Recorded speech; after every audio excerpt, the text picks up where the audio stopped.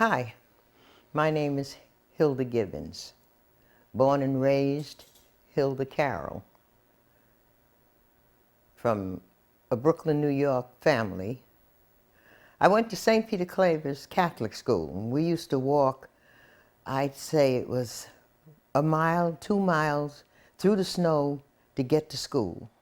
And when we got there, St. Peter Claver's housed just the black children, because around the corner there was another Catholic school, was where the white children went. And it was a noticeable thing at lunchtime or whenever there was a recess, we used to fight each other, throwing stuff at each other, but we didn't think it was anything racist. We just thought it was separation. Now that was one of the first chapters in my life. And I didn't think about it being racist until I went to Spartanburg, South Carolina to work with a family. And that's when I realized that I was different in so many ways, not only just my color, but the way I spoke. And I was standing in the Kresge's 5 and 10. I was a short order cook. Oh God, was I proud to be a short order cook. And the lady came running through the Kresge's 5 and 10. My God, she said, they just killed Martin Luther King. And she ran around, and it was mostly white people in there because we were sitting in a certain area if we worked there. But we never mingled out on the floor with where the white people sat. And I said, oh my goodness, what's all the fuss about? You know, I didn't realize that they had killed one of our leaders, because I still was not up in what racism was. I hadn't been faced with too much of it. I knew there was a separation from us. We always had to separate ourselves from them, and I always carried myself in a way that I had to be humble in their presence, because my mother told me that was how I was supposed to be. You don't talk back. You do what you're told. And you walk on the right line. Oh my God, when I think of what I went through as a young lady, and that's when I realized that the separation between us was not male and female, or not north or south. It was color.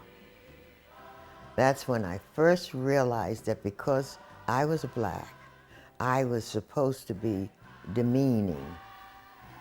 I was supposed to be a little less proud of myself.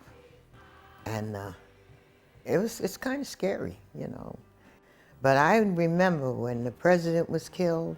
I remember when Emmett Till was killed. And it dawned on me one day that I had to be careful of where I went and what I said, because it could have been me.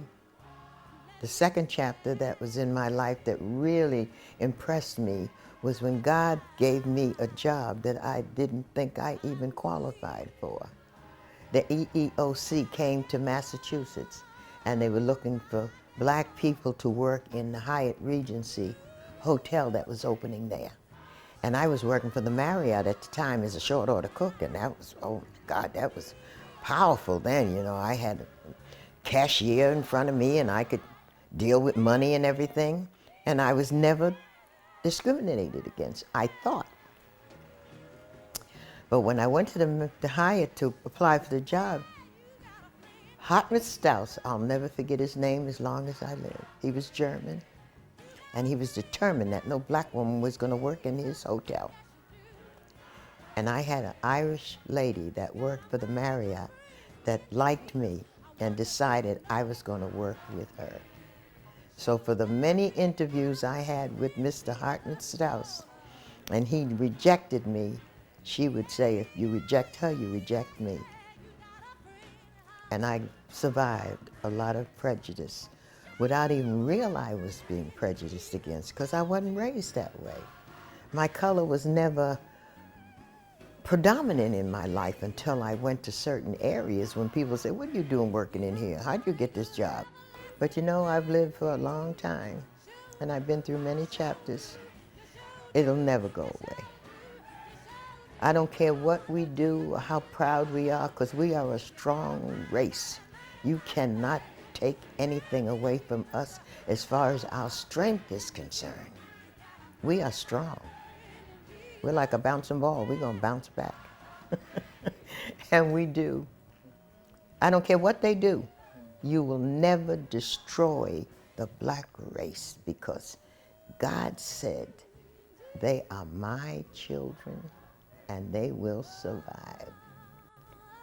And that's what I'm doing for 92 years. I think I'm going to go to Israel one day and I'm going to walk the walk that Jesus walked, just so I can thank him for being in my life. Because for God, I think it's the only reason why I'm still sitting here. He kept me. And I'm going to let him keep on keeping me. And this opportunity to let people know that I don't care where you come from. Remember where you've been. Don't forget where you've been and how God has brought you to where you are. You're going to make it.